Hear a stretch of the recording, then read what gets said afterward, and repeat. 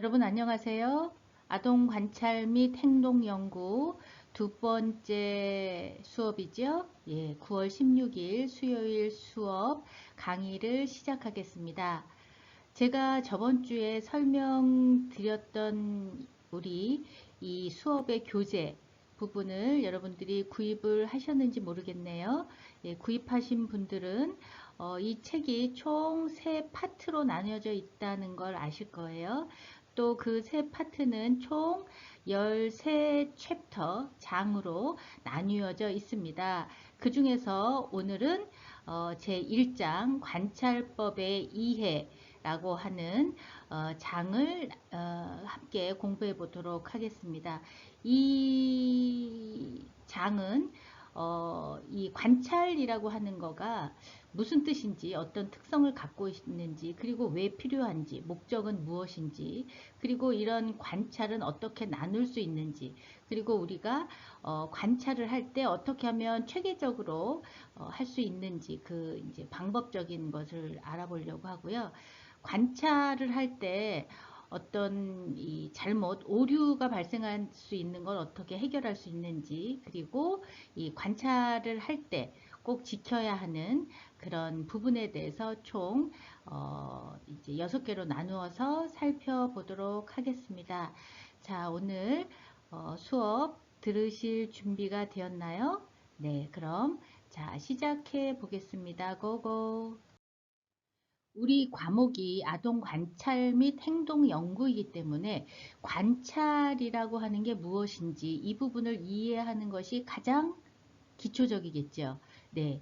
관찰. 그렇게 어려운 말은 아닙니다. 관찰이라는 것은 뭔가 본다는 얘기예요. 그런데 단지 그냥 보는 게 아니라 주의 깊게 살펴보는 것을 이야기하죠.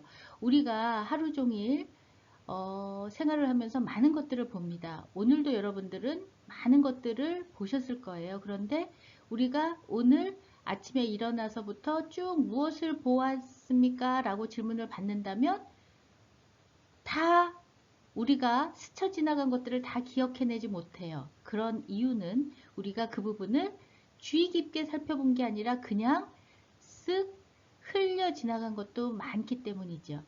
관찰한다는 게 그냥 바라본다라는 것이 아니라 뭔가 주의 깊게 살펴본다라는 이 특징, 이 부분이 관찰에 있어서 중요한 개념적 정의라고 하겠습니다.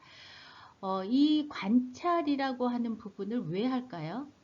네, 뭔가 정보를 얻기 위해서 하겠죠. 네, 어떤 상황에서 그 상황을 행동하는 그 대상의 어떤 뭐 심리라든지 그 행동의 특성이라든지 쭉 일련의 과정들이 어떻게 됐는지 이러한 상세한 자료, 즉 정보를 수집하는 과정, 이 부분을 위해서 주의 깊게 살펴보는 것, 이것이 관찰이라고 할 수 있습니다. 이 관찰은 아동 연구를 하는 데 있어서 굉장히 중요한 방법 중에 하나인데요. 어떤 면에서 이 관찰법은 가장 오래된 연구 방법이라고도 볼 수 있죠. 네, 인간이 태어나서 사람과 더불어 살기 때문에 누군가를 주의 깊게 살펴보아야 하는 부분, 이 부분은 아주 가장 필요에 의해서 오래된 연구 방법이라고 할 수 있습니다. 이 관찰이라고 하는 것을 여러분들은 어떻게 해요? 네, 우리 감각을 통해서 하죠. 네, 주로 눈을 통해서 하지만 눈뿐만 아니라 귀, 때로는 코, 뭐 어떤 느낌 이런 그냥 누군가 내 앞에 서 있는데 굉장히 불쾌할 수도 있죠. 그리고 뭔가 어떤 사람을 딱 봤는데 굉장히 저 사람이 불안해 보이는구나 라는 걸 우리가 느낄 수도 있습니다. 그래서 이런 모든 감각기관이 사용을 된다. 예, 자료 수집에는 이런 부분도 기억을 해 두시면 좋겠습니다. 이 아동을 어떤 면에서 가장 광범위하게 직접 관찰을 해서 필요한 정보와 증거를 수집하는 방법이라고 할 수 있겠죠. 이런 관찰법은. 그래서 모든 연구에 있어서 가장 기초적인 방법이다라고 이야기할 수 있습니다. 이런 그 관찰법은 주로 뭐 시각하고 청각을 이용하기를 하지만, 아까 말씀드렸듯이 뭐 다른 감각들도 동원이 돼서 더 부연되기도 합니다. 이런 감각을 통해서 직접적으로 대상자의 행동이라든지 언어라든지 이런 부분을 관찰을 하고 기록해서 분석하는데, 이 부분을 일상생활이라면 그냥 관찰하고 뭐 분석하면 되겠으나, 이게 이제 학문적으로 뭔가 의미를 갖고 작동하기 위해서는 과학적으로 진행이 되겠죠. 그래서 우리는 어떻게 하면 우리가 과학적으로 이걸 관찰할 것인가 하는 부분을 나중에 이제 수업이 진행되면서 같이 한번 살펴보겠습니다. 마지막으로 관찰법이라고 하는 거는 현재성과 직접성, 이게 이제 제가 쭉 설명드린 거를 요약한다라고 할 수 있는 단어인데요. 현재성이라는 건 뭐예요? 현재 지금 눈앞에서 일어나고 있는 것들을 그냥 보지 않고 전달해 들은 것이 아니라 직접 보고 기록함으로써 이루어지는 것이죠. 그래서 현재성과 직접성이 이, 이 함축한 단어라고 볼 수 있겠습니다. 자, 그러면 관찰은 어떤 특성을 갖고 있나 살펴보겠습니다. 우리가 기억한다라고 하는 것은 뭐예요? 지나간 것을 다시 되새기는 거죠. 그렇지만 관찰이라고 하는 것은 행동이 일어남과 동시에 기록을 하고, 그렇기 때문에 자세하고 풍부한 생생한 많은 정보를 습득할 수 있다. 이런 특성이 가장 두드러진 특성이라고 볼 수 있습니다. 뿐만 아니라 거의 관찰은 도구를 사용하지 않죠. 대체로는. 물론 도구가 있기도 합니다. 중간에서 배우겠지만 대체로는 특별한 도구 없이 가능한 방법이고, 그리고 서로 도구를 사용한다 할지라도 이 관찰을 당하는 대상, 측정받는 대상에게 별 영향을 미치지 않는 거죠. 뭔가 그 대상자에게 뭔가 뭐 패치를 부착해서 뭐 그거를 뭐 전파를 분석하고 이런 부분이 아니라 관찰, 눈으로 보고 귀로 듣고 하는 거기 때문에 대상에게 영향을 미치지 않는다라는 특성이 있습니다. 그리고 어떤 면에서 이 대상자가 굉장히 이제 다양한 대상자가 있을 수 있잖아요. 그런데 이 대상에 따라서 실패하거나 성공하거나 이러는 것이 아니라 관찰자, 관찰하는 사람이죠. 관찰받는 사람이 아니라 관찰자는 관찰하는 사람. 이 관찰하는 사람의 능력에 의해서 이 관찰의 성패 여부는 좌우된다. 그렇기 때문에 우리가 이 쭉 그 이제 파트 2에서는 어떤 식의 과학적인 그 이제 관찰을 할 것인가 하는 부분을 공부해 볼 것입니다. 네. 그리고 이 관찰이라고 하는 부분은 구태여 언어로 막 그 표현을 하지 않아도 비언어적인 행동에 대해서도 자료 수집을 할 수 있다. 대상자를 있는 그대로 관찰하면 된다라고 하는 부분입니다. 예를 들어서 우리가 언어가 통하지 않는 외국인을 뭔가 본다고 할 때 아무것도 발견할 수 있는 게 없느냐? 그렇지 않죠. 그 사람의 뭐 눈빛, 뭐 몸짓, 아니면 무슨 말인지는 못 알아들어도 그 사람의 뭐 억양, 톤, 뭐 이런 것으로 아, 저 사람이 지금 화가 나 있구나. 아니면 지금 굉장히 도움이 필요하구나. 뭐 이런 거를 알 수 있잖아요. 그런 것처럼 비언어적인 행동에 대한 자료 수집, 이런 것도 가능하다. 그렇기 때문에 우리가 언어 표현 능력이 제한될 수밖에 없는 영유아들을 관찰을 할 때 굉장히 이 관찰법이라고 하는 게 연구 방법으로서 굉장히 좋은 부분이다 라고 하는 것을 특성으로 갖고 있습니다. 우리가 아동들 뿐만 아니라 누군가 나를 관찰하고 있다라고 생각하면 행동이 굉장히 부자연스러워지죠. 그래서 뭐 사진을 찍거나 누가 비디오로 녹화를 한다 그러면 우리가 평소보다 굉장히 좀 긴장하고, 그래서 평소하고 다른 더 뭐 실수를 한다든지 이런 부분이 나올 수 있어요. 그런데 이런 관찰법은 이 구태여 이런 그 부자연스러운 행동을 하지 않도록 할 수 있는 방법인 거죠. 네, 그래서 이 관찰자의 존재를 크게 의식하지 않을 수 있는 방법의 일환이기 때문에 굉장히 중요한 그런 이제 6가지 특성이 있다라고 우리가 살펴볼 수 있겠습니다. 관찰이 이런 특성이 있기 때문에 관찰을 할 때는 어떤 즉흥적이라거나 우발적으로 이루어지기보단 사전에 면밀히 계획을 해야 된다 라고 하는 부분을 기억하실 필요가 있겠습니다. 그리고 쭉 관찰을 했다가 나중에 적어야지 그러면 굉장히 많은 중요한 것들을 유실할 수 있습니다. 그렇기 때문에 관찰 기록은 즉시 이루어지도록 하는 것이 중요하겠고요. 이 딱 한 번 보고 이럴 것이다 라고 하면 굉장히 큰 실수를 범할 수 있죠. 그렇기 때문에 주기적이고 체계적인 관찰을 통해서 이 결과를 기록하고 분석하고, 그래야만 이런 관찰, 굉장히 유용한 이 관찰 법이 어떤 효과를 극대화할 수 있겠죠. 이 관찰법이 이렇게 용이하고 누구나 할 수 있는 것 같지만 아주 큰 제한점도 있습니다. 왜냐하면 겉으로 보여지는 행동만 보게 된다거나 이러면 아주 굉장히 큰 오류를 범할 수 있죠.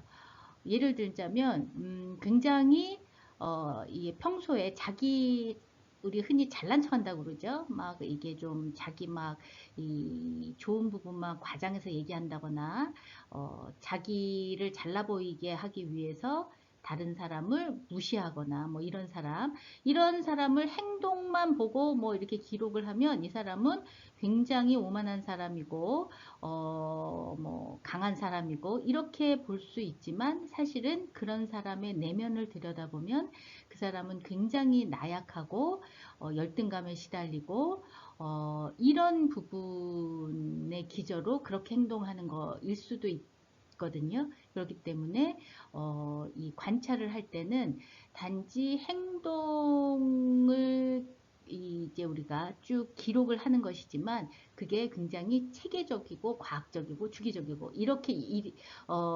이루어져야 그 부분이 진정한 관찰로서 역할을 할 수 있습니다.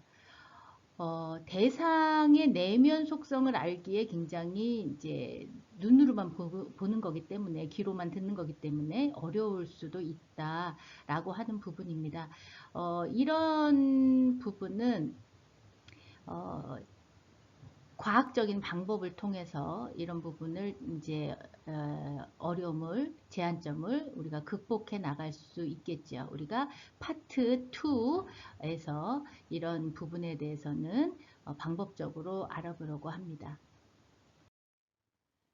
자, 그러면 관찰은 왜 필요하고 목적은 무엇인지에 대해서 살펴보겠습니다.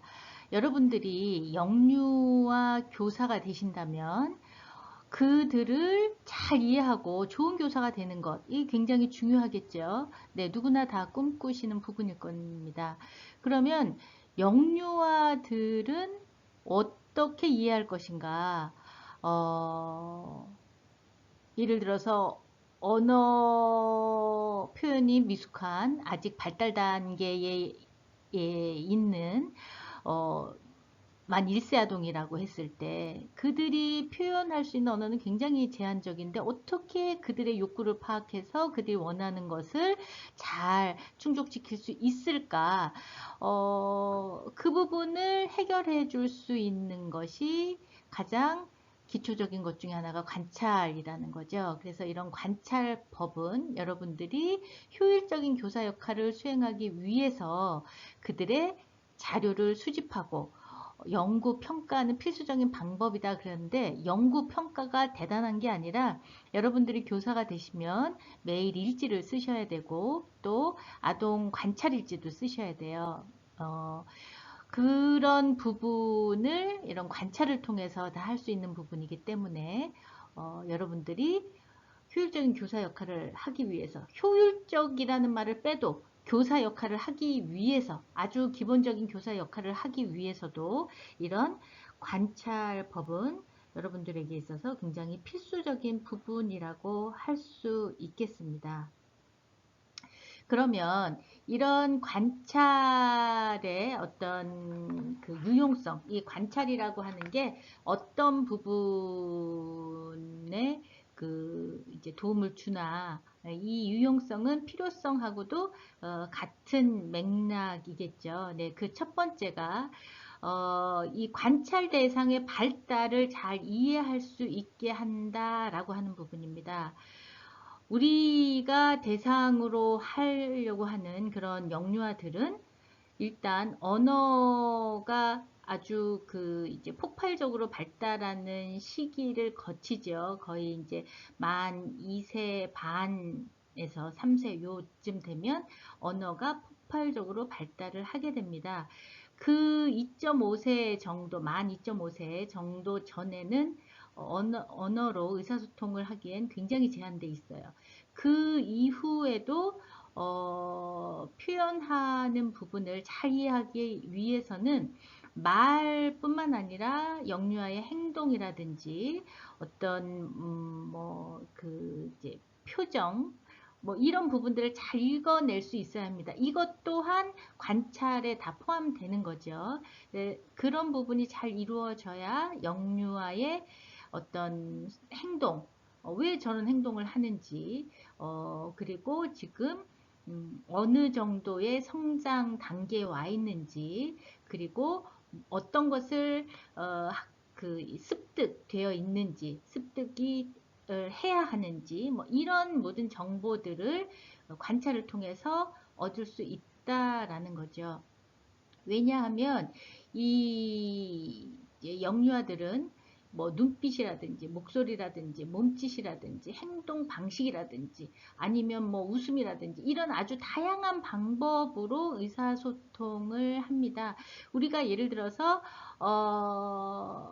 목소리를 아주 조그맣게 소리를 낸다거나 이 목소리가 이렇게 떨린다거나 이런 경우에는 어떤 느낌이 들어요? 아, 뭔가 자신감이 없구나, 뭔가 불안하구나, 이런 거를 느끼잖아요. 예를 들어서 몸집이 굉장히 좀 크고 공격적이다 이럴 때는 아, 뭔가 굉장히 많은 욕구불만을 갖고 있나 보다. 뭐 이런 부분들을 우리가 이제 유추할 수 있는 것처럼 아주 다양한 방법으로 이 영유아들은 의사소통을 하게 됩니다. 그리고 이런 영유아들은 또 이 주의 집중 시간이 굉장히 짧죠. 네, 연령에 따라 좀씩 다르기는 하지만 거의 10분, 길게 30분을 넘어가는 것은 굉장히 어렵습니다. 네. 초등학교도 1시간이 아마 40분으로 알고 있는데 이런 부분들이 이제 발달의 특성을 다 고려한 부분이죠. 주의 집중 시간이 짧습니다. 그래서 우리는 관찰을 통해서 이 영유아들의 발달이 어느 정도 이루어지고 있는 정도를 파악할 수 있다라고 하는 부분. 그리고 어떤 특정한 문제라든지 개성이라든지 이런 부분 또한 진단을 함으로써 우리가 관찰 대상의 그 영유아죠. 발달을 잘 이해할 수 있게 한다라고 하는 부분이 관찰이 주는 첫 번째 유용성이라고 할 수 있습니다. 관찰이 주는 두 번째 유용성은 교육과정을 계획하는데 굉장히 기초를 마련해 준다라고 하는 부분입니다. 여러분들이 영유아가 행동하는 것을 쭉 기록해서 그것을 평가를 하게 되죠.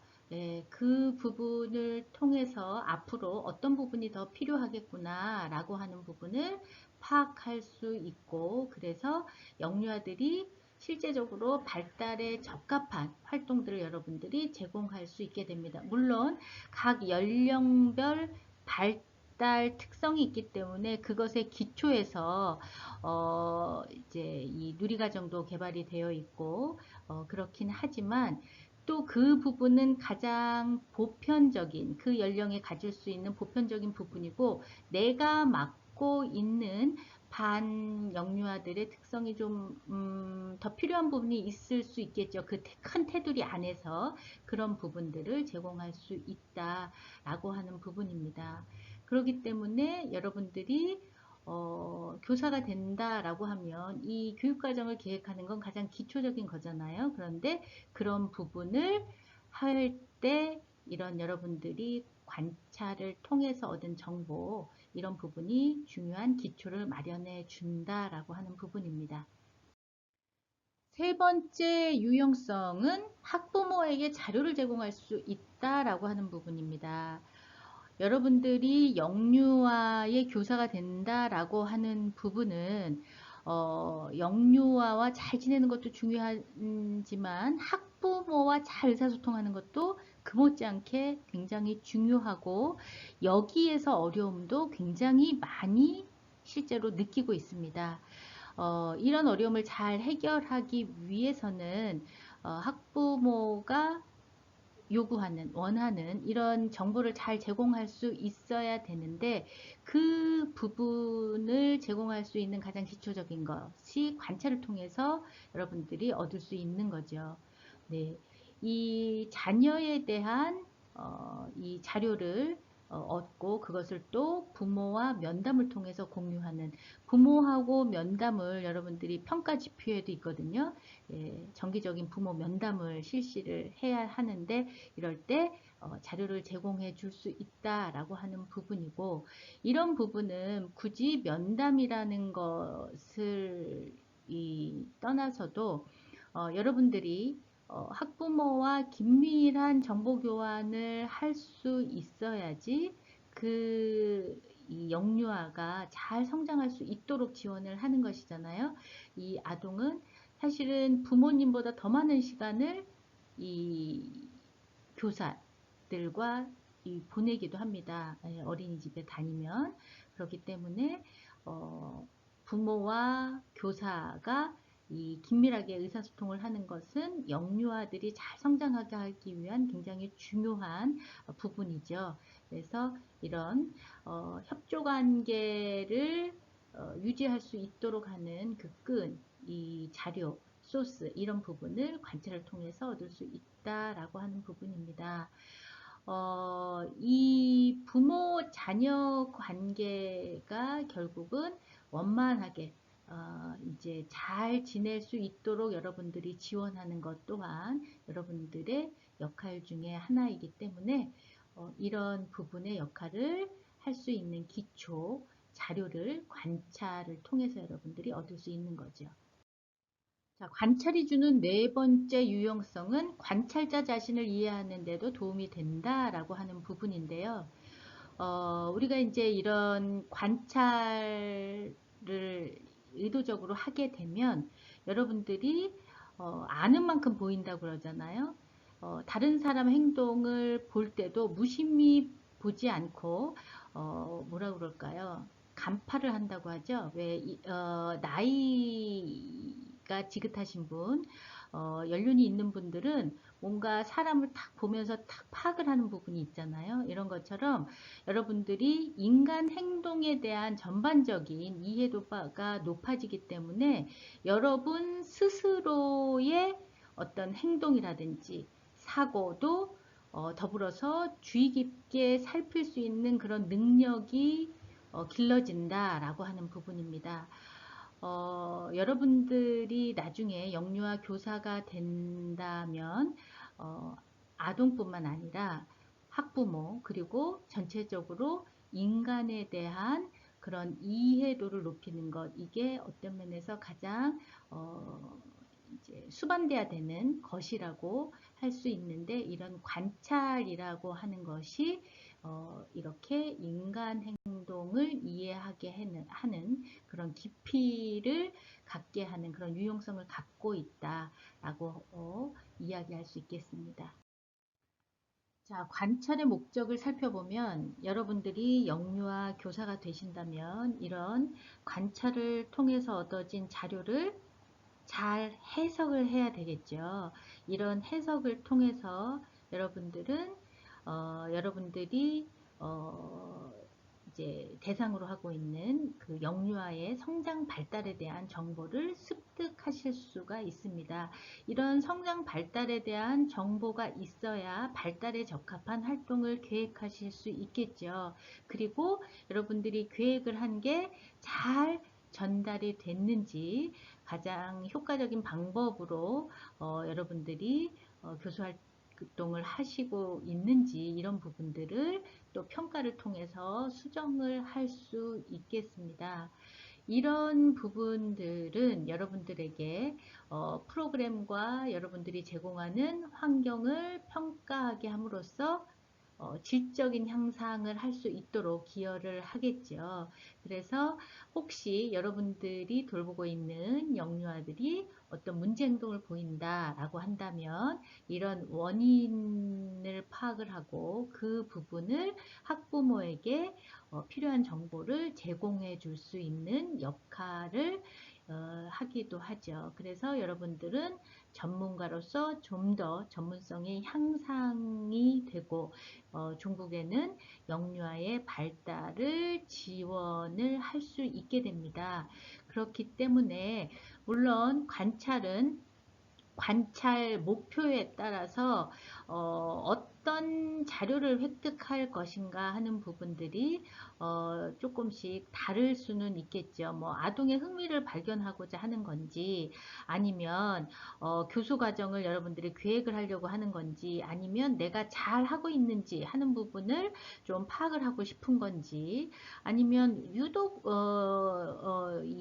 우리 이제 반에서 안전사고가 많이 난다 그러면 이런 안전을 위해서 뭔가 잠재되어 있는 위험성은 무엇인지, 뭐 이런 부분을 파악하기 위해서 한다든지, 여러 가지의 그 목표에 따라서 여러분들이 좀 더 초점을 맞추는 부분이 달라지겠죠. 자, 그러면 관찰의 분류에 대해서 살펴보겠습니다. 먼저 자연적 관찰과 통제적 관찰인데요. 여러분들이 관찰하고자 하는 그 어떤 장면이나 상황이나 이런 부분을 통제를 하냐 안 하느냐에 따라서 분류되는 것이 자연적 관찰과 통제적 관찰 부분입니다. 먼저 자연적 관찰을 살펴보면, 자연적이라는 말이 표현하고 있듯이 있는 그대로 자연스러운 상황에서 관찰이 이루어지는 것을 이야기를 합니다. 그러니까 관찰 장면에서 일어나는 어떤 여러 가지 상황이 발생을 하겠죠. 이런 부분을 어떤 제한 없이 관찰하는 형태를 이야기를 합니다. 예를 들어서 여러분들이 주로 이제 많이 관찰을 하는 게 자유놀이 이 시간에 이제 아동들을 많이 관찰을 하죠. 그런데 이런 자연적 관찰에서는 모든 부분을 다 기록을 할 수는 없죠. 그렇기 때문에 무엇을 기록을 할지 미리 정하는 것이 필요합니다. 예를 들어서 여러분들이 뭔가 사회성 뭐 이런 부분을 이제 체크를 하고 싶다. 그러면 어떤 상호작용을 하는지 그런 부분을 이제 봐야 되겠죠. 그래서 뭐 누구와 노는지를 이제 봐야 되고, 또 어떤 말을 하는지 뭐 이런 부분들을 이제 관찰을 해야 되기 때문에 이렇게 미리 정해야 한다라는 부분을 기억을 하셔야 되겠습니다. 이런 자연적인 관찰은 이런 자연스러운 행동에서 예상하지 못했지만 어떤 그런 부분을 발견할 수 있다라는 것이 하나의 장점입니다.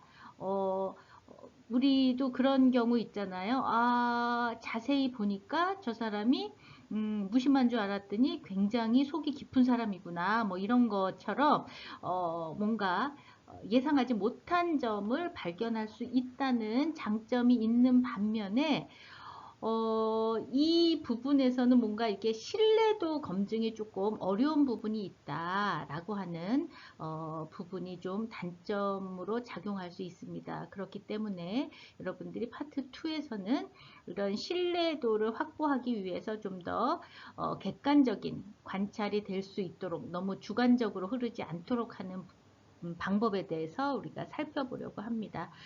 그리고 이런 예를 들어서 아까 제가 이제 사회성 이런 부분을 관찰하기 위해서 상호작용하는 것을 해야 되는데 상호작용하지 않고 그런 행동이 나타나지 않는다. 그렇다면 계속 기다려야 되겠죠. 그래서 이제 오랜 시간을 기다려야 된다라고 하는 그런 단점이 있습니다.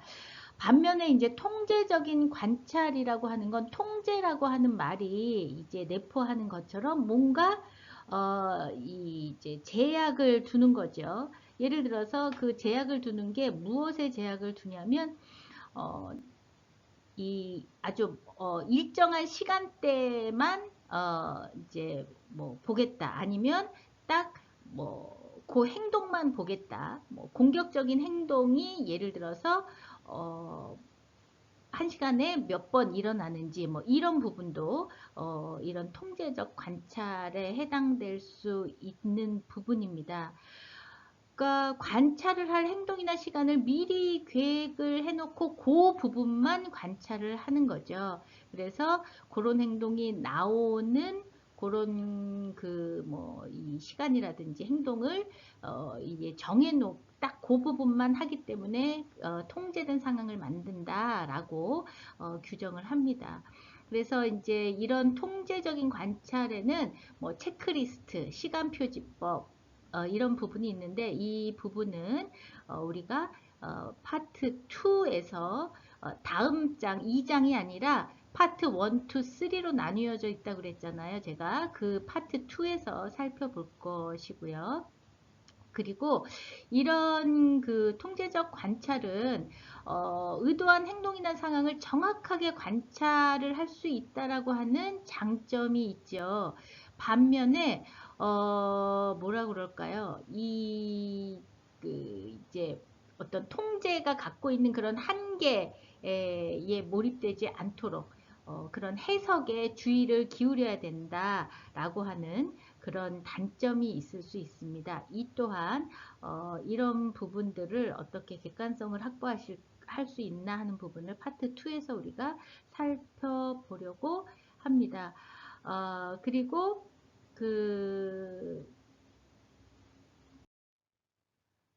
두 번째 분류에서는 이 관찰 장면에 관찰자가 참여를 할 것이냐, 참여하느냐, 안 하느냐, 참여 유무에 따라서 참여 관찰이냐, 비참여 관찰이냐로 분류된다라고 하는 부분입니다. 참여 관찰이라고 하는 것은 말 그대로 관찰자가 관찰하려는 상황에 들어가 있는 거죠. 그래서 실제 구성원이 되어서 관찰을 수행하는 것을 이야기를 합니다. 아까 얘기했듯이 뭐 사회성을 보기 위해서 역할 영역의 교사가 같이 참여하면서 쭉 관찰을 한다든지 이런 부분이 참여 관찰이겠죠.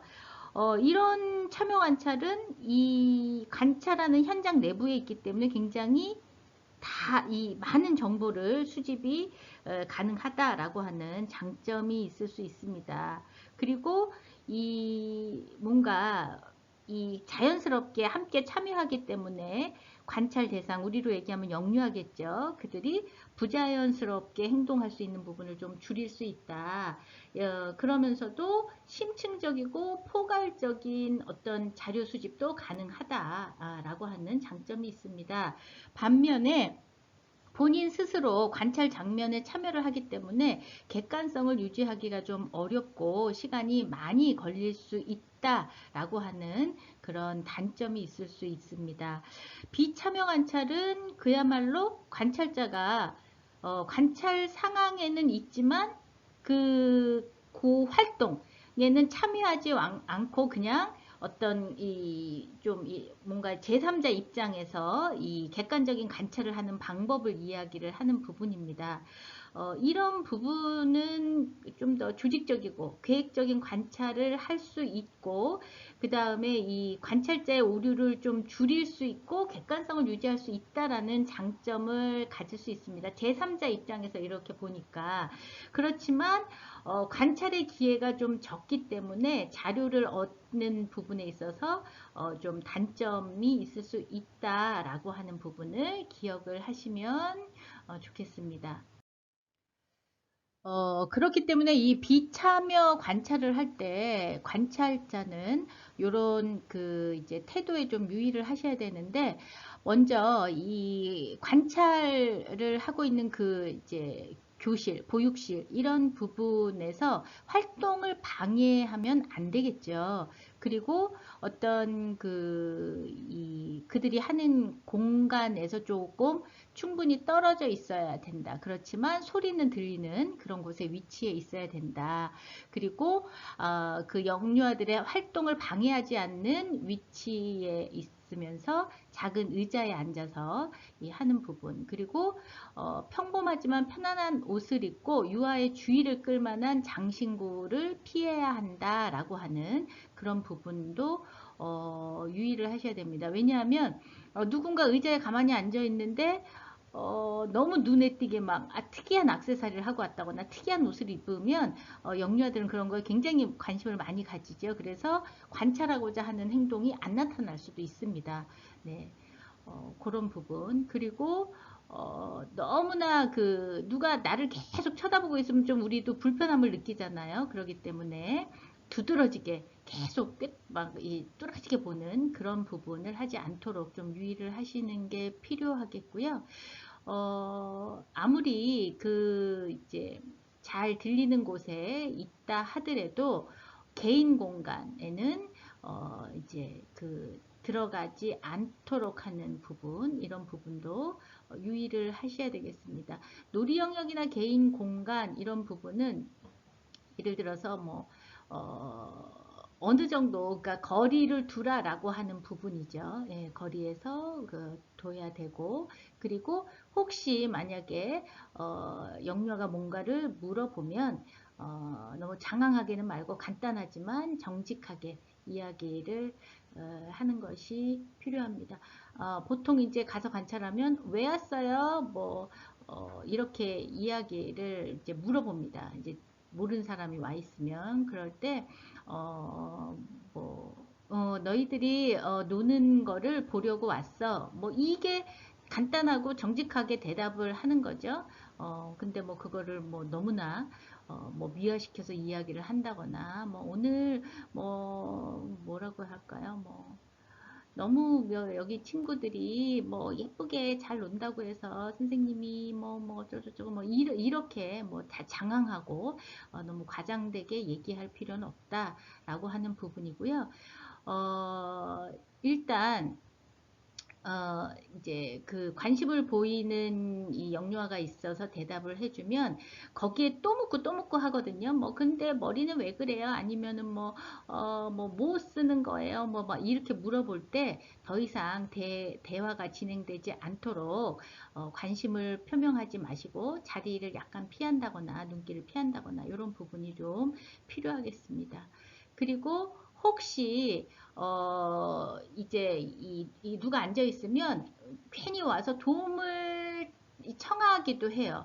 그리고 본인 반 교사에게 말을 해놓고 다시 또 이쪽에 관찰자한테 와서 물어보기도 합니다. 그럴 때는 예를 들어서 평소에 잘 하다가도 이거 오려주세요, 이거 해주세요 이렇게 요청하기도 해요. 이럴 때는 선생님에게 가서 도와달라고 이제 이 관심을 좀 환기시켜야 됩니다. 여러분들이 그들에게 이제 영유아들에게 관심을 사기 위해서 이렇게 해준다거나 이런 부분은 안 되겠죠. 다만 굉장히 다급한 상황이다. 예를 들어서 어떤 아이가 막 와가지고 뭐라 그럴까요? 뭐가 급하게 뭐 찔렸거나 이런데 아 이거 아파요 빼주세요 이러는데 가서 선생님한테 해달라고 해 이럴 수는 없잖아요. 위급한 상황은 예외지만 나머지는 선생님한테 가서 도움을 청하라고 할 필요가 있습니다. 왜냐하면 그게 꼭 도움이 필요해서라기보다 새로운 사람이 왔으니까 이게 관심을 표명하는 것이거든요. 근데 관찰자가 그런 부분에 응대를 하면 평소에 나오는 그런 그 행동이나 그런 관찰 상황에 영향을 미칠 수 있기 때문에 그런 부분을 좀 유의를 하실 필요가 있고요. 혹시 이제 영유아들이 예상하지 못한 행동을 하거나 뭐 반응에 웃거나 뭐 이런 반응은 하지 않도록 주의를 하시는 부분이 필요합니다. 이를테면 좀 이제 약간 무표정하게 좀 이제 어떤 뭐라 그럴까요? 약간 그 이 좀 그들의 행동을 에너지 파장을 방해하지 않도록 그런 부분을 좀 지키면서 이제 해야 된다. 비참여 관찰자는 그런 부분을 조금 기억을 하시면 좋겠습니다. 다음은 주관적 관찰과 객관적 관찰에 대해서 살펴보려고 하는데요. 이거는 어떤 면에서 분류는 아닙니다. 우리는 모두 객관적인 관찰을 해야 돼요. 그런데 대부분 처음에 교사가 돼서 관찰을 하실 때 주관적인 관찰을 하기가 굉장히 쉽고 그리고 그런 오류를 범합니다. 제가 이제 과제로 여러분들이 실습을 나가시면 아동을 관찰하는 과제를 드리고 그거를 나중에 이제 다 하나하나 여러분들이 이제 도움이 되도록 제가 이제 제출하신 과제를 피드백을 다 해서 드릴 텐데 그때 가장 많이 하는 것 중에 하나가 이렇게 객관적인 관찰을 하지 못하고 주관적인 관찰을 한다라는 거예요. 주관적인 관찰이라고 하는 거는 어떤 관찰자의 느낌, 판단, 의견이 포함된다라고 하는 거죠. 그런데 관찰은 있는 그대로를 써야 됩니다. 그리고 나중에 해석에 가서 여러분들의 판단이나 의견을 해야 되는데 이런 해석은 단 한 번의 관찰이 아니라 여러 번의 관찰을 통해서 종합적으로 얻은 정보를 통해서 해석을 내려야 되는 거거든요. 그렇기 때문에 그런 오류를 많이 범하고 있어서 주관적인 관찰과 객관적인 관찰을 살펴보는 부분입니다. 여러분들이 관찰을 하실 때 여러 가지 영향을 사실 받아요. 여러분들이 각자 갖고 있는 특성들이 있죠. 신념, 뭐, 그리고 관찰할 당시의 상황도 있고, 이 관찰 대상들의 특성, 뭐, 여러 가지의 어떤 부분들이 있습니다. 그리고 관찰자가 갖고 있는 어떤 편견이라든지 기대라든지 선호, 이런 부분에 따라서 왜곡되기도 해요. 그래서 객관성을 유지하는 게 어렵기도 하면서 굉장히 중요한 부분입니다. 그리고 적절한 용어를 사용해서 행동의 어떤 그 상태, 질을 설명을 해야 되는데 제가 이렇게 설명만 하면 잘 모르시겠죠. 그래서 예를 들어서 설명을 드리겠습니다. 자, 예를 살펴보면 좀 더, 이제 이해하시기가 좀 수월하실 것 같은데, 여러분들 교재 가지고 계시다면 24쪽인데, 여기에 표로 나와 있죠. 그런데, 여기에 굉장히 중요한 오타가 있습니다. 첫 번째 예시가, 객관적 관찰의 예시 이렇게 되어 있는데, 객관적이 아니라 주관적인 관찰의 예시입니다. 제가 읽어볼게요. 땡땡이는 역할놀이 영역에서 책상 위에 놓인 공룡을 가지고 혼자 놀고 있다. 땡땡이는 친구가 없는 것 같다. 추측하죠. 한참 동안 놀던 누구누구는 땡땡이는 재미가 없어져서 다른 바구니에 있는 공룡을 가지러 간다. 재미가 없어져서 가는 건지 더 확장하기 위해서 추가해서 사러 가는 건지 네 판단을 했어요. 교사가. 선생님에게 관심을 끌려는 듯 제일 큰 공룡을 가리키며 대장이라고 한다. 관심을 끌려고 그러는 건지 아니면 다른 이유가 있는 건지 본인이 판단을 했습니다. 관찰자가 선생님이 땡땡이의 말을 들어주는 유일한 사람이기 때문이다. 이 또한 판단을 했죠. 이게 이제 주관적인 관찰의 예시고요. 그런데 이렇게 굉장히 많이 쓰세요. 실제적으로 나중에 여러분들이 제출한 과제를 이렇게 보면. 그런데 그러면 이게 객관적인 관찰을 하려면 어떻게 해야 되냐? 자, 땡땡이는 역할놀이 영역에서 15분째 놀고 있다. 15분이 어떤 사람은 짧다고 생각할 수도 있고 길다고 느낄 수도 있어요. 그런데 땡땡이는 역할놀이 영역에서 한참을 놀고 있다. 이렇게 안 썼죠. 잠깐 놀고 있다. 이렇게 안 썼습니다. 뭐 그게 몇 분인지 15분인지 5분인지 뭐 이렇게 객관적으로 썼고 땡땡이는 지금까지 가지고 놀던 공룡 2마리를 책상에 오른쪽 가장자리에 놓고 예, 그냥 책상 위에 이게 아니라 책상의 오른쪽 가장자리 위에 놓고 곧장 역할놀이 영역 오른쪽 구석에 있는 장난감 바구니로 간다. 오른쪽 무릎을 꿇고 두 손으로 바구니 안을 휘젓더니 플라스틱 공룡 하나를 왼손으로 꺼낸다. 오른손으로 바닥을 짚으면서 몸을 일으켜 선다. 공룡의 머리를 잡고 책상으로 급히 걸어가서 책상에 있는 2마리 공룡 옆에 세운다. 큰 소리로 여기 가만히 있어야 해 하고 외치고 선생님에게 달려간다. 땡땡이는 오른쪽 2번째 손가락으로 공룡들을 가리키며 선생님 저기 보세요. 티라노사우루스가 대장이에요. 왜냐하면 제일 크니까요. 스테고사우루스가 다음 대장이에요. 왜냐하면 이라고 했어요. 자, 우리는 이 2가지의 공룡을 가지고 노는 이제 주로 공룡은 이제 한 유아들이 많이 관심을 갖죠. 일단 이름도 어렵고 뭐 이러기 때문에 그런 이 유아를 관찰한 부분을 가지고 어떤 정보를 얻을 수 있는가라고 하는 부분을 보면 객관적인 관찰의 예시가 그려지지요. 이것만 읽어도 어떻게 흘러갔을지 이렇게 이거를 읽는 사람이 어떤 상황이었을지가 눈에 그려지게끔 쓰는 것. 이게 객관적 관찰의 예시입니다. 나중에 이런 부분을 통해서 뭐 왼손 오른손이 아직 이 정해지지 않은 연령에서는 어떤 손으로 잡고 어떻게 뭐 몇 가닥째 손가락으로 가르치고 이런 부분도 나름대로의 발달의 단서가 될 수 있기 때문에 이렇게 쓰라라고 하는 부분입니다. 자, 우리가 이렇게 잘 이제 범하는 실수 중에 이 어렵게 해서 썼는데 이게 주관적인 기록이 되기가 쉬워요. 그래서 이런 기록을 피하기 위해서 여러분들이 기억하시면 좋은 전략입니다. 첫 번째가 관찰 대상이 실제로 말하고 행동한 것만 적으시면 돼요. 예를 들어서 여러분들이 결론을 내리거나 뭐 이렇게 하지 말라는 거죠. 네, 땡땡이가 행복해 보였다. 행복해 보였는지 뭐 이거는 판단이죠. 결론을 내리는 게 아니라 크게 웃으며 박수를 쳤다. 노래를 흥얼거리며 블럭을 쌓았다. 이런 식으로 표현을 하라라는 거죠. 두 번째는 관찰 대상의 말을 사실 그대로 직접 화법으로 기록을 하라는 겁니다.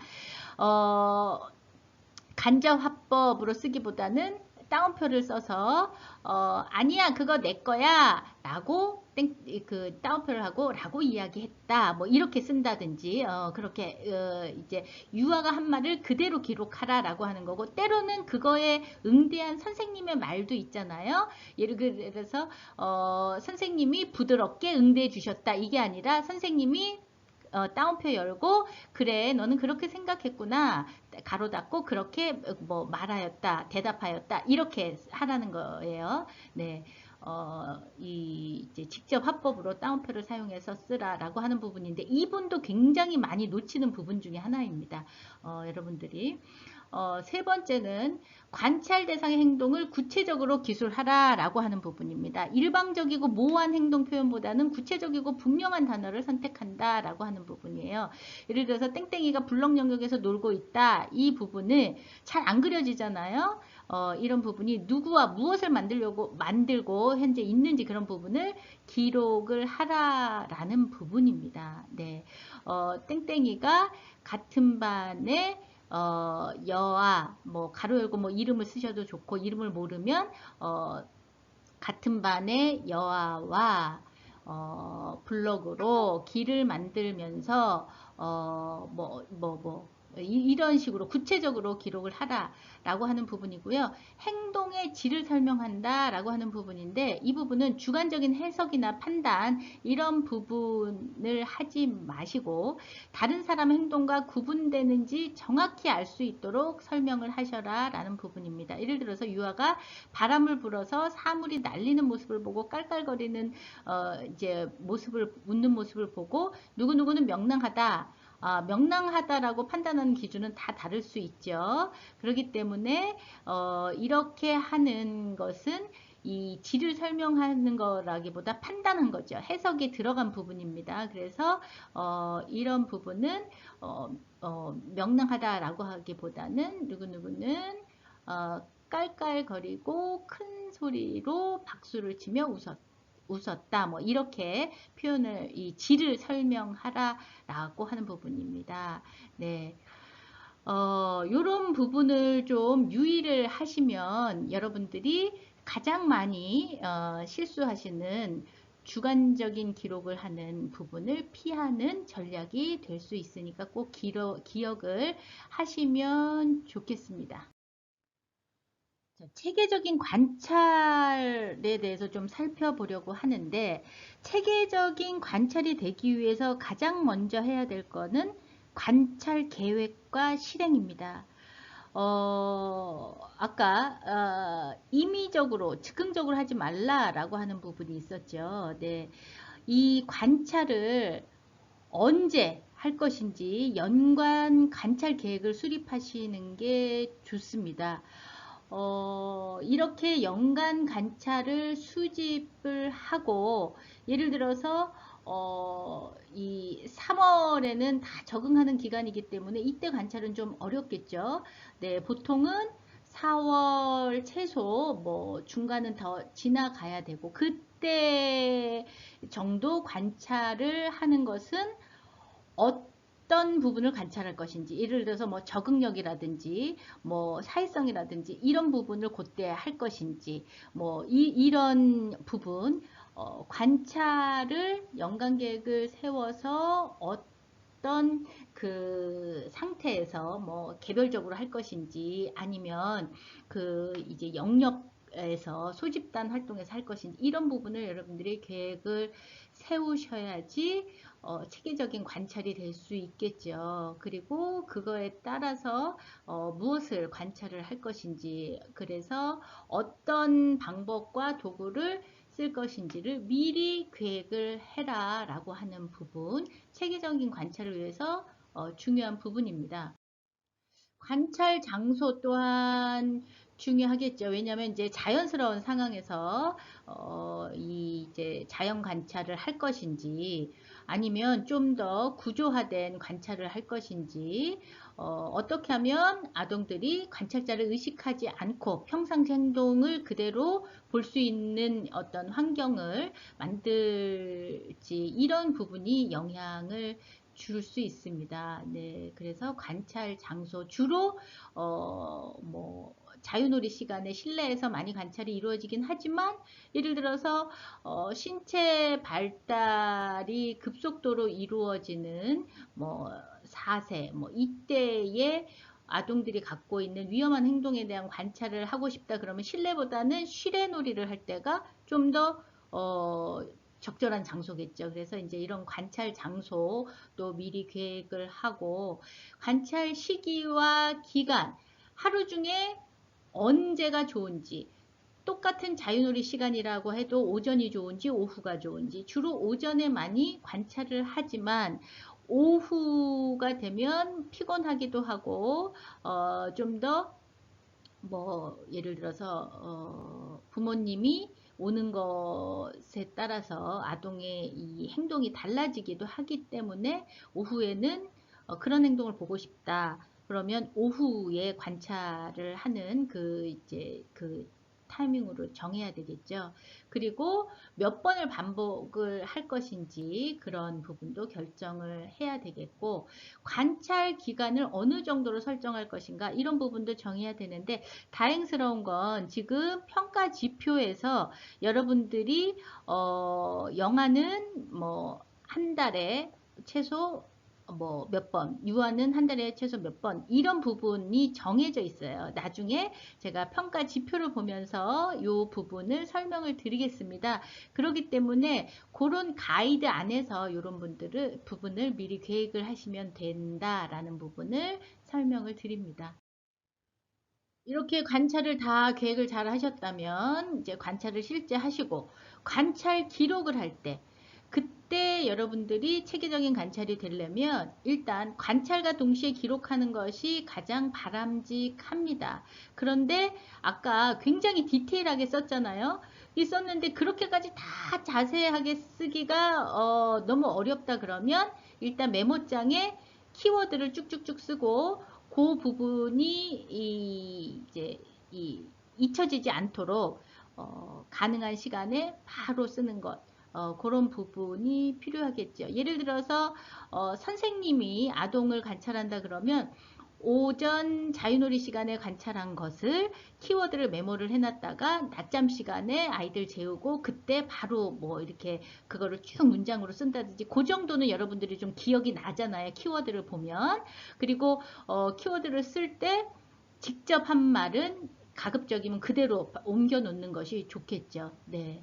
그 이제 그 말 하나에 따라 이 굉장히 달라질 수 있는 게 직접 화법이기 때문에 예를 들어서 그거 나 줘 라고 얘기했는지, 그거 나 줄래 라고 이야기했는지, 그거 나 줄 수 있니 라고 얘기했는지, 그거에 따라서 어미에 따라서 굉장히 다르죠. 예, 그래서 직접 화법이나 이런 것들은 미리 그 키워드 할 때도 미리 써놓는 게 좋다라고 하는 부분입니다.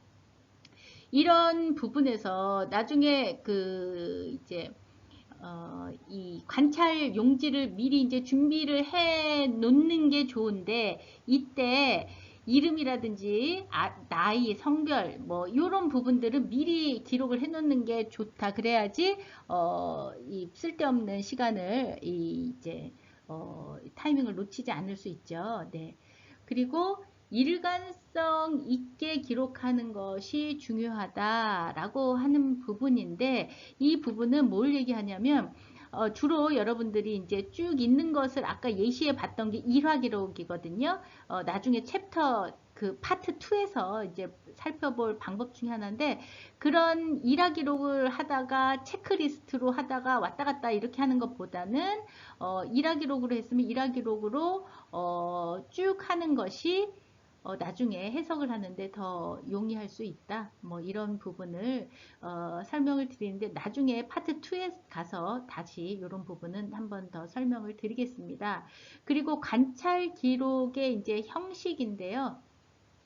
이 서술 형식이 행동의 그 사건을 있는 그대로 이야기하듯이 기록하는 방법이 이제 서술 형식입니다. 내러티브 타입이라고 해서. 그리고 행동 목록 형식, 그래서 체크리스트를 이야기를 합니다. 여러분들이 보통 어떤 거에 보면 체크리스트를 이렇게 쭉 할 거예요.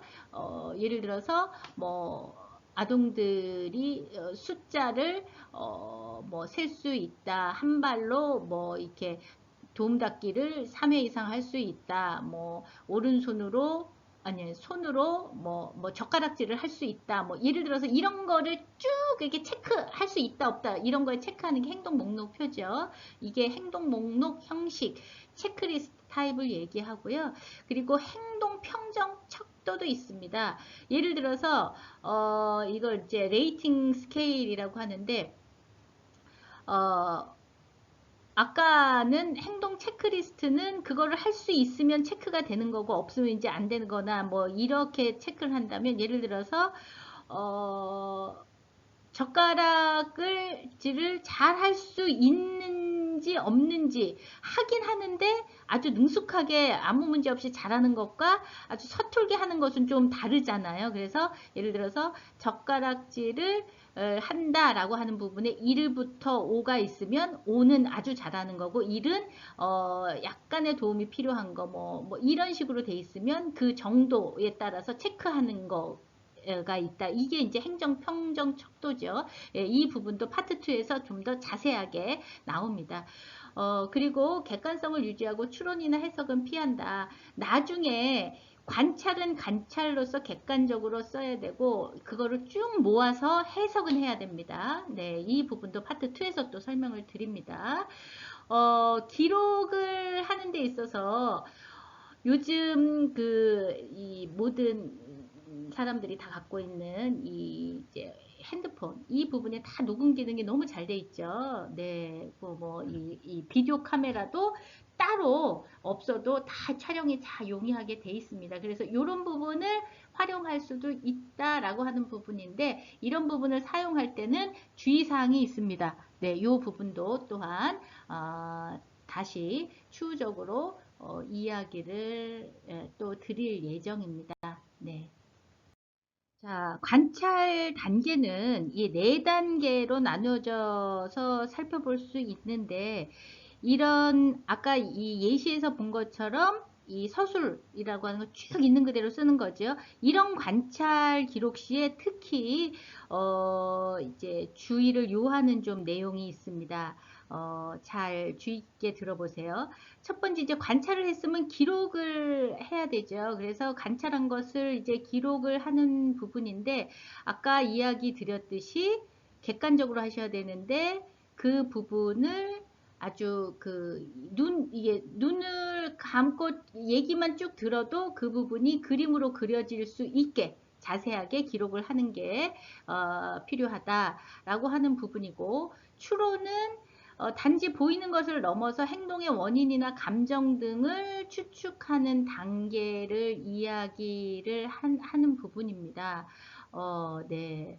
그래서 그런 그 추측의 단계가 있고 평가 이 부분은 이제 해석이라고도 하는데 이런 부분이 어떤 뭔가 이렇게 이제 좀 이 추측을 넘어서 판단을 하는 거죠. 네, 이게 바람직한지 긍정적인지 정상적인 발달인지 이런 부분의 해석까지를 덧붙이는 거를 얘기를 하는 거고요.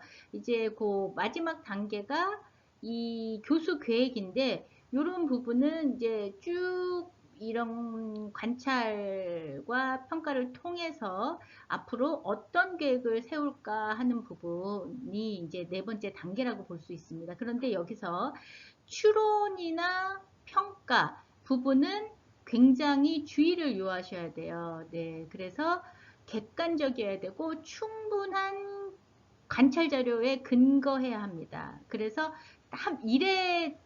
딱 한 번에 관찰을 하고 추론이나 평가를 한다는 건 굉장히 위험하고 최소한 여기 평가 해석은 이 한 서너 달에 쭉 관찰을 한 이후에 이제 그런 부분을 쭉 이제 뭐라 그럴까 종합적으로 볼 때 이렇게 보여진다 이런 부분이 있어야 되는 거죠. 이런 부분이 좀 예를 들어서 여러분들에게 설명을 드리겠습니다. 자, 이런 상황이 있습니다. 땡땡이가 별별에게 세모는 어제 자유놀이 시간에 블록 영역에서 주차장 놀이를 했는데 오늘도 아마 주차장 놀이를 할 거야 라고 소곤거리면서 이야기를 하는 거예요. 그랬는데 이런 상황을 보고 이제 추론 첫 번째는 땡땡이는 남의 이야기 하기를 좋아한다 이렇게 추론을 했고 두 번째 추론은 땡땡이는 세모가 어제 무엇을 했고 오늘은 어떤 일을 할지에 대해 잘 알고 있다 라고 추론을 하는 겁니다. 네, 여러분들 같은 경우는 어떤 추론이 맞다라고 생각하시나요? 네, 추론 1은 남의 이야기하기를 좋아한다. 이 어른식으로 얘기하면 뒷담화하는 거잖아요. 이거는 이제 잘못된 추론이라는 거죠. 네.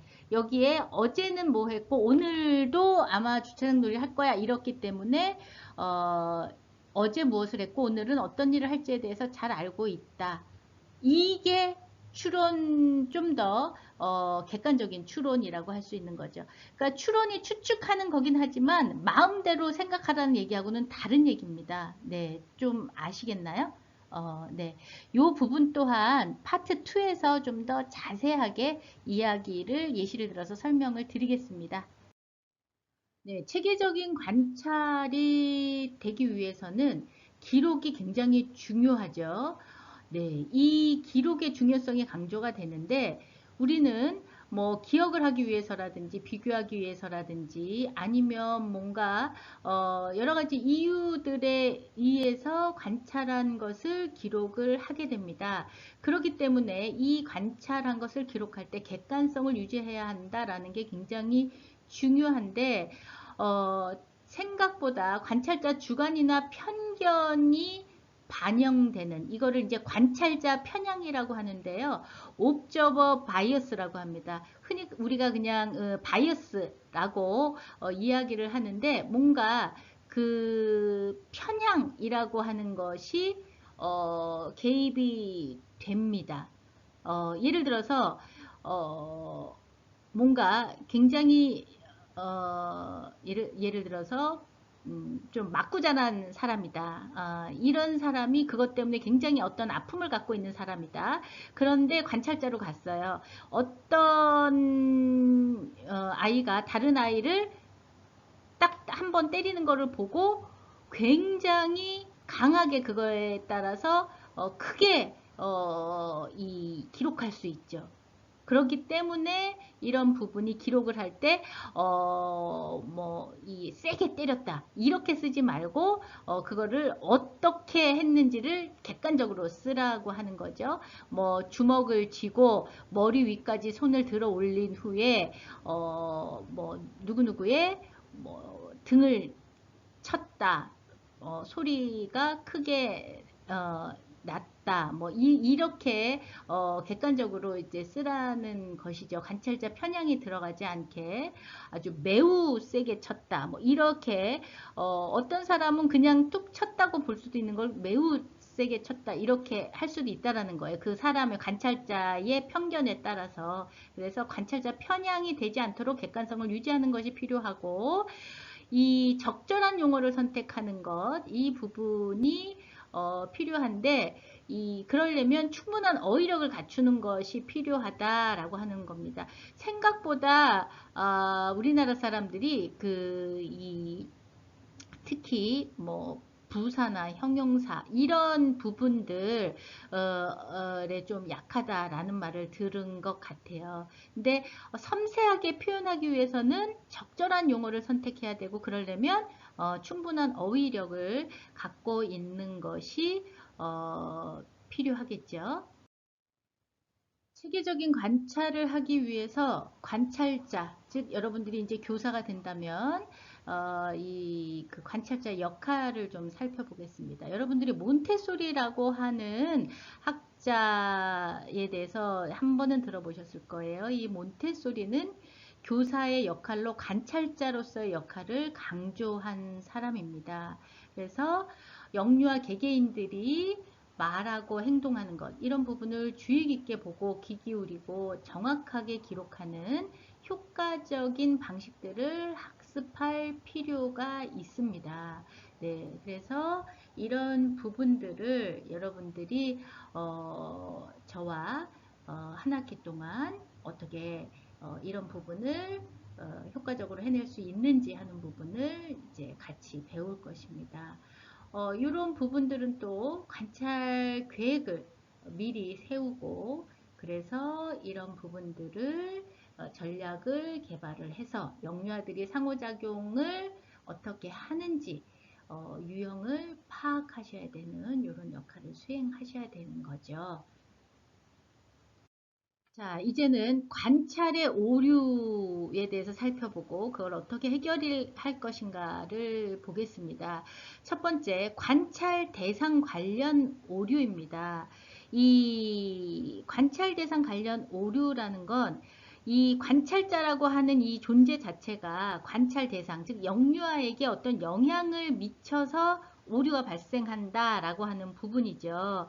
그렇기 때문에 관찰을 하기 전에 충분한 시간을 두고 익숙해지도록 이제 어떤 시간을 갖는 거, 요런 부분이 필요합니다.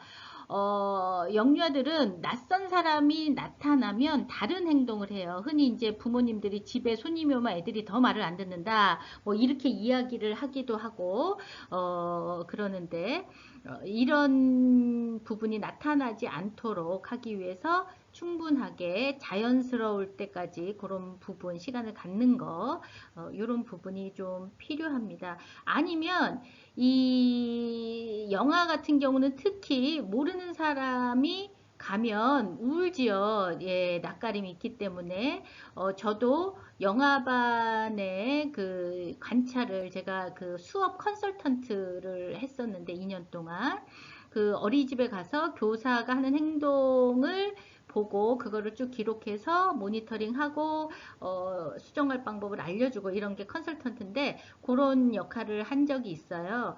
그때 보면 영화반을 관찰하러 갔을 때 제가 가면 아이들이 막 울어서 결국은 문을 열어놓고 그 문 바로 밖에 의자를 놓고 행동을 볼 수 있는 위치에 앉아서 그렇게 한 적이 있습니다. 그래서 이런 경우는 오히려 친숙한 사람이 수행할 수 있도록 하는 것도 하나의 방법일 수 있겠죠. 뭐 거기에 오시는 어, 뭐 다른 선생님, 가능한 선생님을 이제 관찰을 할 수 있도록 도움을 청해서 한다든지 이런 부분도 할 수 있겠습니다. 그리고 이 눈에 띄지 않게 그런 방법을 쓸 수도 있겠죠. 예를 들면 뭐 원웨이 미러라고 하죠. 아동들은 이 거울 저쪽이 안 보이지만 이제 이 관찰자가 있는 건 사람은 그 교실이 볼 수 있게 이거를 이제 일방경 원웨이 미러라고 하는데 그런 게 설치되어 있는 관찰실에서 관찰을 하는 거. 근데 우리나라에서 이 어린이집이나 유치원에 이 원웨이 미러가 설치되어 있는 관찰실을 갖고 있는 곳이 거의 없기 때문에 이런 부분은 좀 어렵기도 하고요. CCTV 카메라를 활용하는 방법이 있기도 하는데 이런 부분 같은 경우는 또 여러 가지로 좀 어려움이 있습니다. 있어서 어, 음, 이 요즘은 유치원 어린이집에 CCTV를 다 설치를 해야 되는데 이거는 열람을 하려면 이제 법적인 어떤 단계 이런 부분이 있어서 여러분들이 뭐 이 녹화를 해서 이 부분을 이제 본다든지 이러면 사람이 있기 때문에 발생하는 이 관찰 이자로 인한 이 관찰 대상 오류는 조금 줄일 수 있는 방법이 있기는 하죠. 네. 그 부분보다 더 어려운 게 사실 관찰자 자신이 갖고 있는 오류입니다. 예를 들어서 관찰자가 갖고 있는 특성이 있을 수 있죠. 개인적으로 각자 이 성장 배경이나 이게 다 틀리기 때문에 어떤 그런 갖고 있는 기대나 편견 그리고 특성 예를 들어서 그 사람 자체가 굉장히 아주 이게 뭐 엄한 사람이라거나 아니면 지나치게 간대하거나 뭐 이런 부분도 특성 중에 하나겠죠. 그리고 뭐 어떤 부분에 이 굉장히 민감하다든지 아니면 신체적인 건강이나 이런 부분도 하나의 특성으로 작용할 수 있습니다. 그리고 이런 부분으로 인해서 과잉 일반화가 될 수 있죠. 자신의 경험에 의해서 너무나 과하게 일반화하기 때문에 오류를 범할 수 있다. 아까 제가 얘기한 것처럼 어떤 맞고 자란 사람이 누군가 한번 때리는 상황을 보고 그 아이는 굉장히 폭력적이다 이렇게 한다면 이게 이제 과잉 일반화가 되겠죠. 네 번째가 후광 효과입니다. 후광 효과라고 하는 것은 우리가 뭐 뒤에 그 사람이 막 후광이 비친다 얘기할 때 그 후광 맞습니다. 이런 긍정적인 측면으로 영향을 주는 거는 후광 효과라고 하고요. 예를 들어서 굉장히 귀엽게 생긴 뭐 아이가 있으면 그 아이가 하는 행동은 좀 너그럽게 판단을 한다든지, 아니면 내가 좋아하는 사람과 닮은 누구 아이가 있다면 그 아이는 굉장히 뭐를 해도 다 긍정적으로 보게 되는 거죠. 이런 경우는 이제 후광 효과인데, 이게 이제 부정적으로 작용한다. 이제 편견 이 되는 거죠. 후광 효과의 반대가 이제 편견인데, 예를 들어서 내가 너무너무 싫어했던 누구누군가와 굉장히 닮았다. 이럴 때 그 아이가 하는 부분은 다 조금만 잘못해도 크게 이제 되는 거죠. 그래서 너무 과소평가를 한다거나 뭐 아니면 너무 뭐 이제 너무나 긍정적으로 된다거나 너무나 아니면 부정적으로 본다거나, 이런 부분들이 다 관찰자 자신으로 인해서 발생할 수 있는 오류입니다. 이 관찰자 자신의 오류 중에 이제 마지막 부분이 관찰자의 지각적인 특성이 있습니다. 이 좀 어려운 말들로 써 있는데, 그 지각적인 특성 중에 돌출 자극 집중 경향, 뭐 나름 어려움 좀 잘 안 외워지는 말인데, 이게 무슨 얘기냐면 이 영유아들이 하는 언어나 음성이나 표정이나 신체 움직임, 생리적 반응 등에 굉장히 집중하는 거예요. 예를 들어서 깍 하고 한번 소리 질렀는데 이런 돌출 자국에 굉장히 과하게 집중되는 경향. 뭐 이런 부분을 이제 돌출 자국 집중 경향이라고 하는 부분이죠. 그리고 초두 효과 및 최신 효과는 이첫 인상이 초두 그 부분에 굉장히 주목하면 이게 초두 효과라고 하고, 아니면 마지막 부분 뭐 계속 막 그 뭐라 그럴까요, 뭐 규율이나 이런 부분을 잘 안 지키다가 이제 나중에 마지막에 안녕히 가세요라고 인사한 거로 가지고 굉장히 그 부분에 이제 초점을 맞춰서 이게 판단한다거나 이러면은 그거는 이제 최신 효과라고 하죠. 그래서 중간 부분에 대한 정보를 굉장히 상실할 가능성이 있는 이런 부분, 그런 지각적인 특성 부분. 중심함이 간대 또는 엄격화 경향입니다. 예를 들어서 뭔가 이렇게 굉장히 긍정적인 거나 부정적인 평가 이런 부분은 피하고 중간 수준을 이제 유지하려고 하는 이런 부분, 이런 부분을 이제 관대화 경향이라고 하는데, 설문조사를 해보면 예를 들어서 이제 뭐는 어떻습니까 할 때 1. 매우 안 그렇다. 5. 매우 그렇다. 그러면 3은 보통이다. 그러면 어른들은 주로 보통 중간에 많이 해요. 어, 이제 어른이라고 그래서 여러분들 세대는 좀 다를 수 있겠습니다. 제가 지금 50대인데, 저희 세대는, 뭐, 모난돌이 정 맞는다. 아니면, 가만히 있으면 중간은 간다. 뭐 약간 이래서, 매우 그렇다, 매우 안 그렇다. 이렇게 잘 안 하는 경향이 좀 있습니다. 그래서, 중간 수준을 유지하려고 하는 그런 관대화 경향이나, 아니면 굉장히 엄격하게 평가하는 엄격화 경향이 있습니다. 어, 똑같은 이제 이 수업을 듣고서도 나중에 여러분들이 평가하시는 거 보면 이제 알아요. 어떤 사람은 매우 좋았다 이렇게 하는 반면에 떤 사람은 매우 안 그렇다 이렇게 이제 각자 받아들이는 게 틀리는데, 그 부분이 관찰이 각자 갖고 있는 지각적인 특성이 다르기 때문이죠. 네, 마지막으로 이제 비교 경향입니다. 어떤 그 이전에 발생했던 어떤 부분을 자꾸 이제 비교를 해서 기록을 하려고 하는 거죠. 이런 부분들이 다 이 객관적인 이 관찰을 방해하는 관찰자의 지각적인 특성이라고 할 수 있습니다. 자, 관찰하는 사람이 이제 할 수 있는 오류를 봤다면 이제는 기록이나 해석으로 인한 오류를 살펴보겠는데요. 이제 생략의 오류입니다.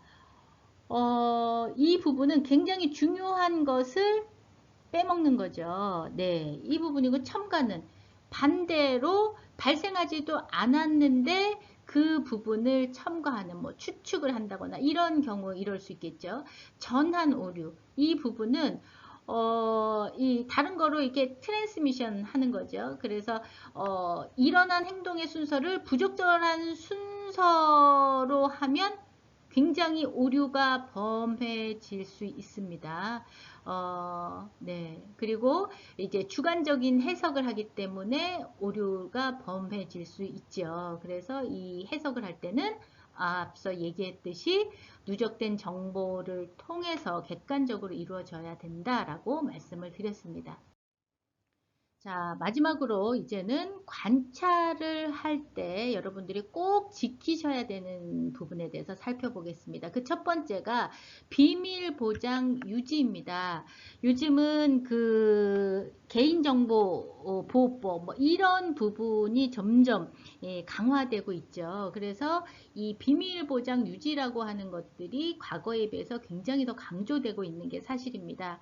이 모든 인간은 사생활을 침해당하지 않을 권리를 갖고 있고 이 부분은 보호되어야 된다는 거죠. 그래서 만약에 관찰 결과를 타인과 공유할 때에 굉장히 신중을 기해야 합니다.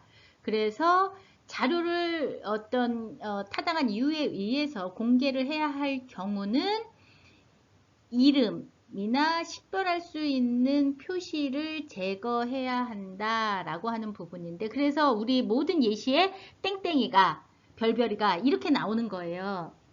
네, 여러분들이 근데 여기에서 이제 한 가지 오류를 범하시는 게 여러분들은 일지나 관찰 그 일지를 쓰실 때 땡땡이가 이렇게 쓰시면 안 돼요. 예, 철수가 영희에게 이렇게 다 쓰셔야 됩니다. 단지 이 부분을 외부로 유출할 때는 이런 개인 정보가 나가지 않도록 이건 지워야 하는 것이고 여러분들이 쓸 때는 이 부분은 다 써 놓으셔야 나중에 이게 누구와 잘 놀았는지 누구와 싸웠는지 이런 부분을 알 수 있기 때문에 여러분들이 그 부분은 구분해서 기억을 하실 필요가 있다라는 걸 말씀을 드립니다. 여러분들이 이제 연구를 하신다. 예를 들어서 논문을 쓴다. 이러면 연구윤리를 준수하셔야 되는데 이 부분은 여러분들이 한 번 정도는 그냥 들어보시면 좋을 것 같아서 원칙들에 대해서 한번 여러분들에게 말씀을 드리겠습니다.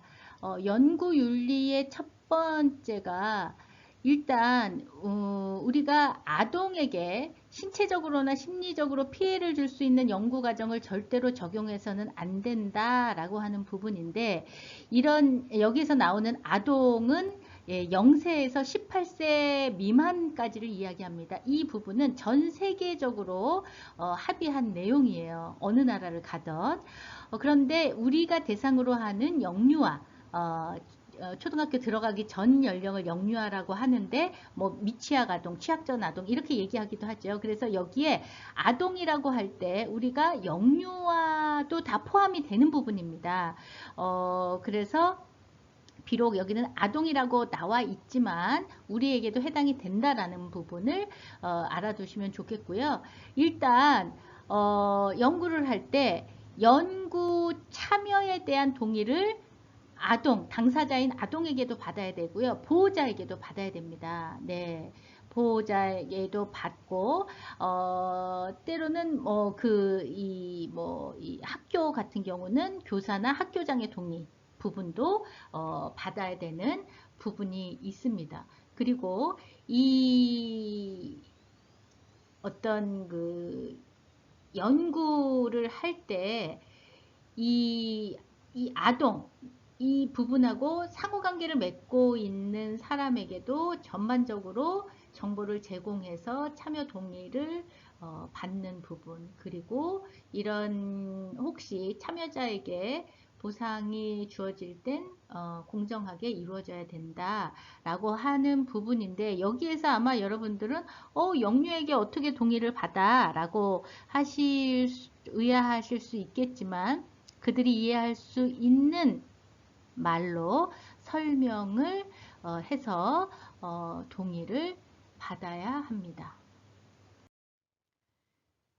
그런데 때에 따라서는 이렇게 미리 설명을 해주는 것이 연구 결과에 영향을 줄 수도 있어요. 긍정적이거나 부정적인 영향을 줄 수 있다라고 판단될 경우에는 이런 정보 제공을 좀 유보할 수 있다라고 하는 부분도 있습니다.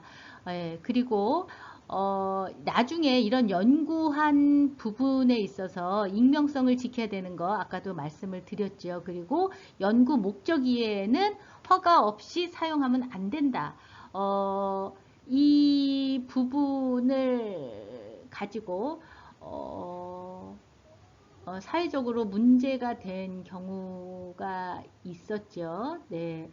어, 그 장애아를 위한 그 뭐 아주 중요한 거를 개발한다고 다 그 어린아이들의 혈액을 채취한 다음에 그거를 진정 그렇게 쓴 게 아니라 다른 그 어떤 목적으로 개인적인 학위 논문으로 써서 굉장히 이슈가 된 적이 있었죠. 네, 이런 부분을 원칙을 어긴 거죠. 그리고 이런 그 연구가 처음부터 끝날 때까지 모든 부분이 분명하게 상호 동의가 있어야 되고, 이런 부분은 약속은 반드시 지켜져야 된다라고 하는 부분입니다. 그런데 연구를 하다 보니까 어떤 그 아동 복지를 위협하는 어떤 정보를 접하게 되었어요. 이럴 때는 아동에게 도움을 줄 수 있는 적절한 조치를 취할 책임이 있다라고 하는 부분이 있습니다. 그리고 연구를 진행하는데 예측하지 못한 어떤 결과가 있으면 이런 부분은 수정을 해야 된다, 재설계를 해야 된다라고 하는 부분이고, 이 연구 참여자에 대한 모든 정보는 비밀을 보장해야 한다. 굉장히 지금 이 연구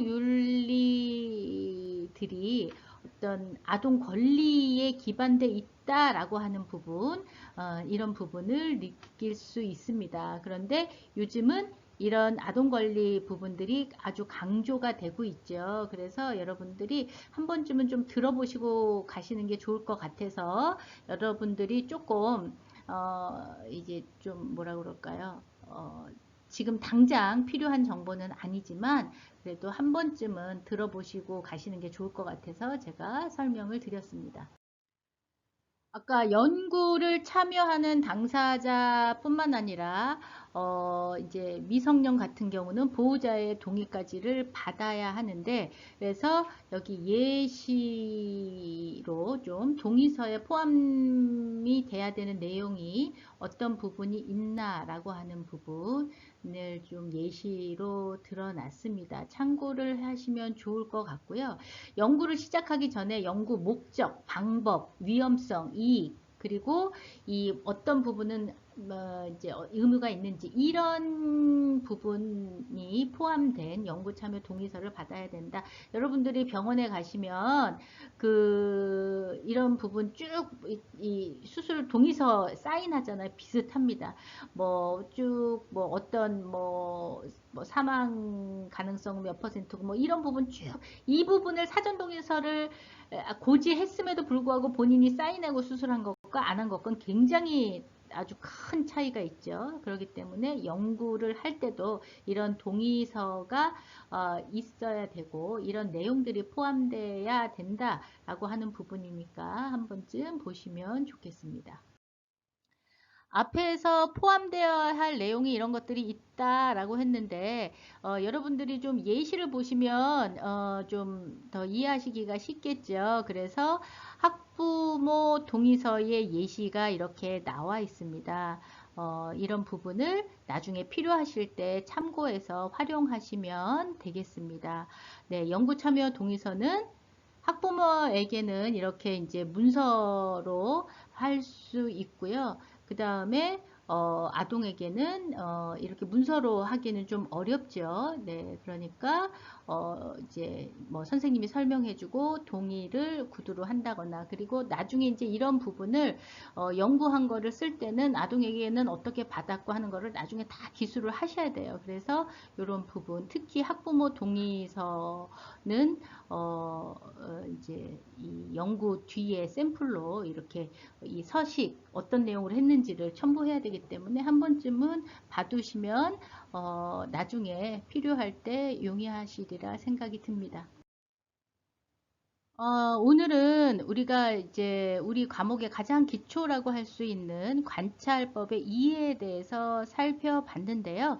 뭔가 이 일장에서 가장 중요한 건 관찰이라는 건 뭐를 얘기하고 왜 해야 하는 것인지, 그리고 이런 관찰을 할 때는 어떤 거에 유의를 해야 되는지, 요 세 가지가 결국은 포인트이지 않을까, 이런 생각이 듭니다. 오늘 수업에서 혹시 질문이 있으시면 여러분들이 이의 제기하실 때 거기에다 주시면 제가 답변을 드리겠습니다. 이번 주 수업부터는 이제 출석이 본격적으로 체크가 되죠. 저번 시간은 첫 시험 수업이기 때문에 이제 변경 신청도 할 수 있고 그래서 그런 부분이 유예가 있었지만 그래서 여러분들이 잘 들으시고 그 다음에 혹시 좀 더 보충 설명이 필요하거나 이해가 안 가시거나 아니면 다른 질문이 있으시면 이 사항에 남겨주시면 제가 답변 드릴 테니까 그 부분 유의하시면 되겠습니다. 자, 이번 주도 수고하셨고요. 한 주간 모두 건강하게 지내시기 바랍니다. 여러분들 어려운 시기에 모두 힘내시고요. 예, 감사합니다.